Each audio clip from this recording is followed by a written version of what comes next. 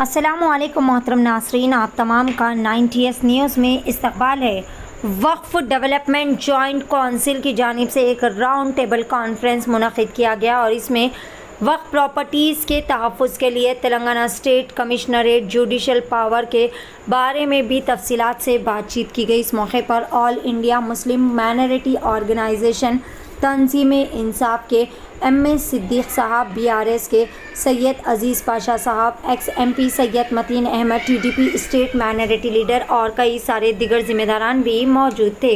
पेश है 90s news की खुसूसी रिपोर्ट। 68 जॉब्स है, बताइए कितनों को जॉब्स मिले? गवर्नमेंट जॉब्स निजामाबाद में 2000 जॉब्स है, मिर्चल में, रंगारेड्डी में 1500 जॉब्स है, करीमनगर में, ऐसा पूरी 33 डिस्ट्रिक्ट्स की है लिस्ट। इसमें से माइनॉरिटीज को क्या जॉब्स मिले हम सवाल नहीं कर सके। अब ये तो हमारे उन्वान थे। अब हमको केसीआर साहब जो देते बोले थे वो नहीं दिए, हमको एक्सपोज करना है। मैं आपके साथ पूरे 33 डिस्ट्रिक्ट्स में, मैं हमारी पूरी टीम जितने हम ख्याल लोग हैं, एक एक डिस्ट्रिक्ट में जाके एक्सपोज कर सकते हैं। मांगने का टाइम केसीआर साहब से खत्म हो गया, मांगने का टाइम बिल्कुल खत्म हो गया। अब उनको उनका हर चीज बताना है। अब हम कुछ चीज नहीं दे सकते, थोड़े दिन में इलेक्शन कोड लग जाता, वो लोग फिर हसीन ख्वाब दिखाएंगे हमारे को। अगर एक बार मुसलमान धोखा खा सकता है, ईमान वाला, ये हदीस है, दूसरी बार अगर उन्हें धोखा खा रहा तो उन्हें मुसलमान नहीं। तो हम बार बार धोखा नहीं खा सकते। अब मैं आपको बताता हूं उनके जो बेसिक वादे थे हमारे वास्ते।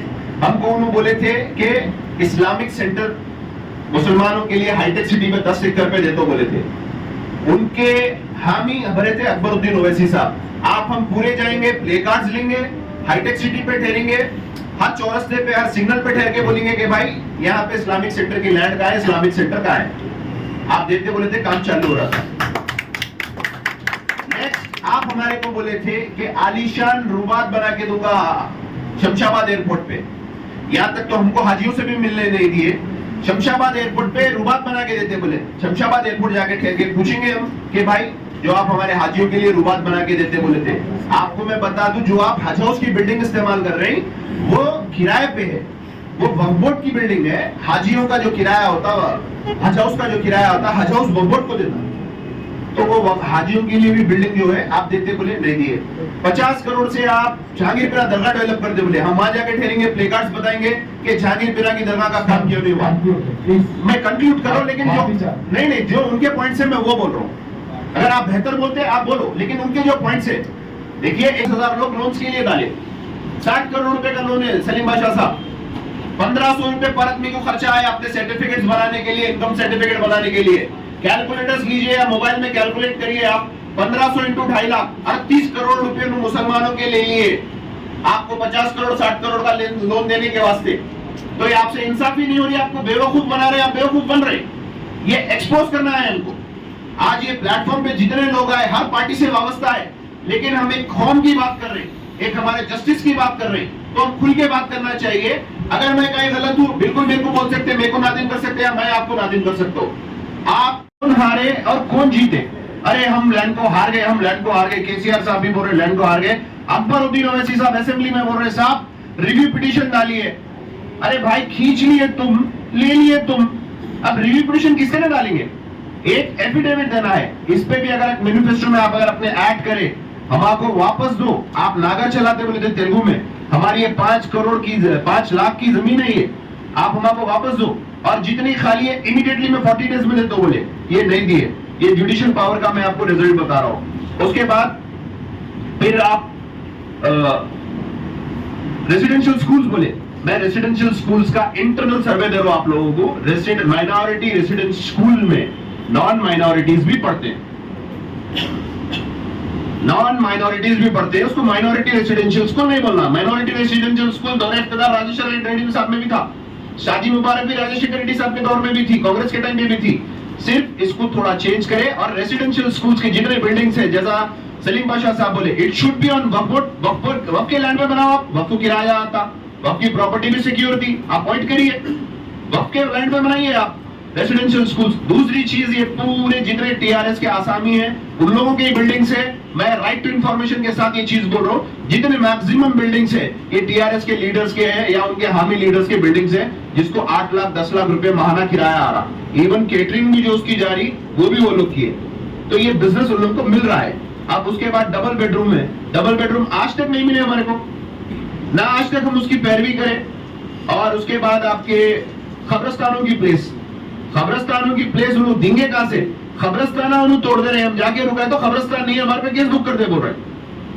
तो ये चीजों को हमको उन्होंने हमारे को इस्तेमाल कर लिए, हमको एक्सपोज करना है। सबसे बड़ी चीज उन्होंने मुसलमानों का एक सबसे बड़ा जो आसासा था लैंडको की प्रॉपर्टी, जो हुसैन शाह वली रहमतुल्लाह अलैह की प्रॉपर्टी थी, वो कोई नहीं, केसीआर साहब लूटे। एक लूटने वाला आपको कुछ बांट सकता क्या?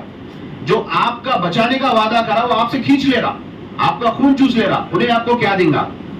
और उसके बाद आप देखिए इफ्तार पार्टी है, इफ्तार पार्टी में 50 से 60 करोड़ रुपए हकीकत इस्तेमाल हो रही, ना कोई मुस्तहिक खा रहा, कॉन्ट्रैक्ट भी उनके लोगों को मिल रहा, जैसा सलीम बादशाह बोले होर्डिंग्स भी उनके लग रहे, हर वो चीज उनकी हो रही।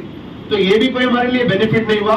अच्छा अनुमान है कि भाई माइनॉरिटी फंड से आप बिल्कुल भी नहीं लेना, हम बाइकआउट करते इफ्तार पार्टी को। आप जो दे रहे हैं वो दे दीजिए, आप जो क्वालिटी के कपड़े दे रहे हैं वो कहां पे से ला रहे हैं, कहां पे उसकी पैकिंग हो रही है, मेरे का नहीं उतनी तक इंफॉर्मेशन है। आखिरी जो कलर की दुकान पे जाते हैं आप, एक साड़ी बोल के लेते,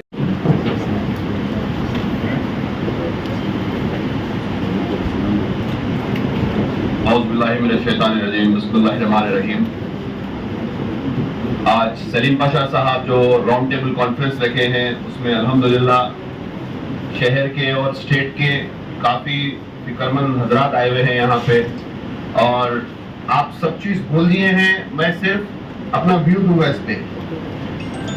आप 10 मुस्लिम एमएलए बोले, अब प्लान ऑफ एक्शन में आपको ये बोलूंगा कि अब हमारे को केसीआर से कुछ पूछना नहीं है।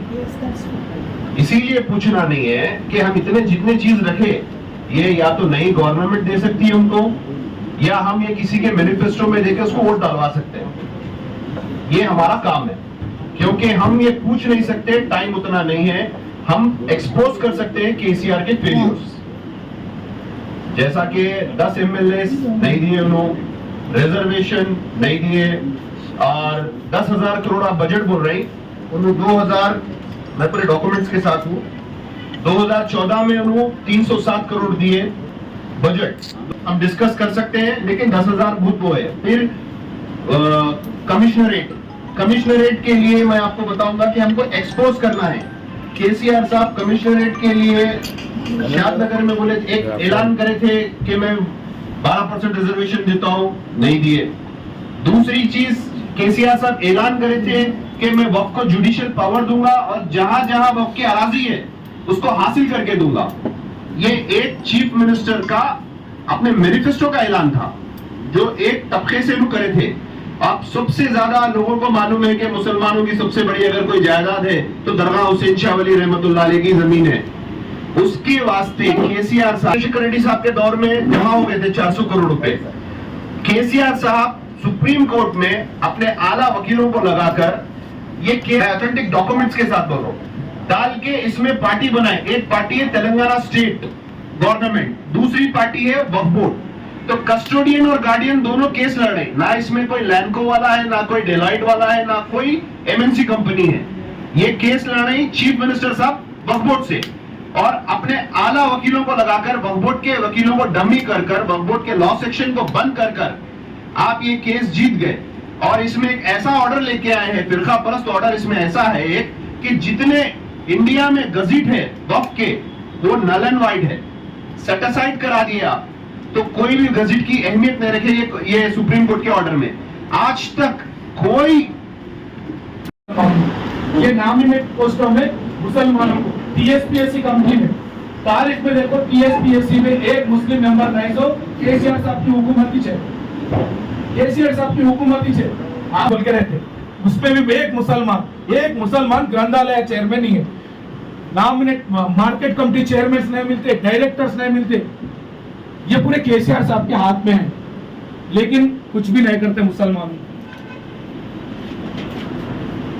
अर्बन सेंटर में 15,000 देते थे, रूरल एरिया में 10,000 रुपए देते थे। ये कांग्रेस गवर्नमेंट थी, उससे पहले टीडीपी गवर्नमेंट भी थी। लेकिन हमारे केसीआर साहब आने के बाद ये ग्रांटिंग एड के नाम पे मस्जिदों के लिए चुनाव पानी करने के लिए रमजान के महीने में इन्होंने बंद कर दिए ये पैसे। और की बेनती प्यारा पूरा